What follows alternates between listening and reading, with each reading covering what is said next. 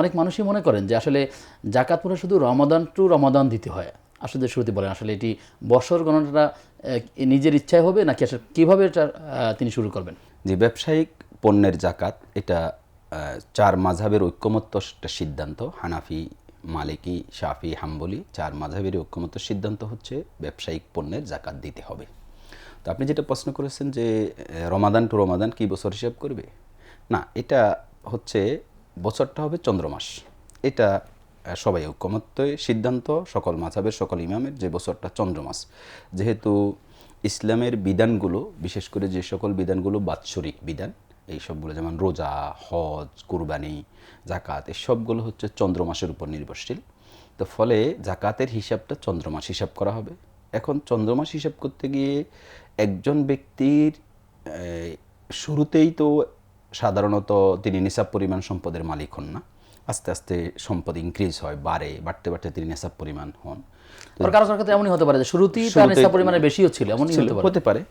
এখন যে ব্যক্তি যেদিন নেশাব পরিমাণের মালিক হয়েছেন তিনি সেদিন থেকে হিসাব করবেন বছরটা কখন শেষ হয়।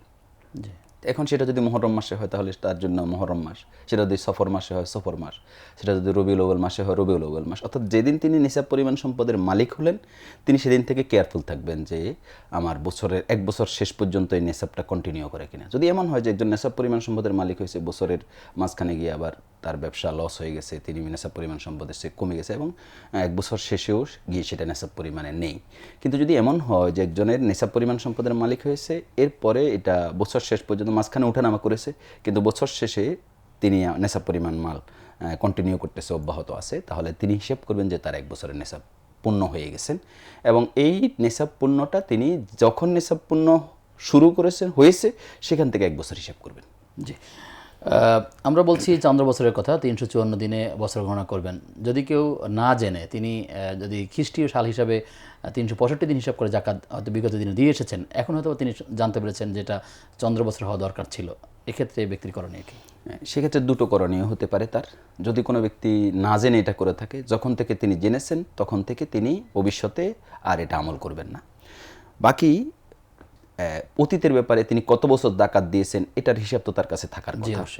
তিনি যদি 2 বছর, 3 বছর, 5 বছর জাকাত দিয়ে থাকেন তাহলে প্রত্যেক বছরের জাকাতের যত টাকা তিনি জাকাত দিয়েছেন সেটার আরও 11 দিনের অতিরিক্ত তিনি জাকাত দিবেন। কারণ 354 দিনে এক বছর, আর 16 বছর হচ্ছে 365 দিন, এবং লিপ ইয়ারে কিন্তু 366 দিন। তাহলে ধরেন একজন লোকের যদি 365 টাকা জাকাত আসে, কথার কথা আমি ভগ্নাংশের সুবিধার্থে বলছি, তাহলে তার প্রতিদিনের জাকাত হলো 1 টাকা।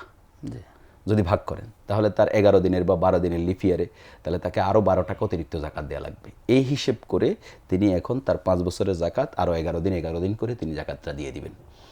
তাহলে তার পূর্বের সময়ের জাকাতটা আদায় হয়ে যাবে, আর ভবিষ্যতের জন্য তিনি চন্দ্রমাস হিসাব করবেন।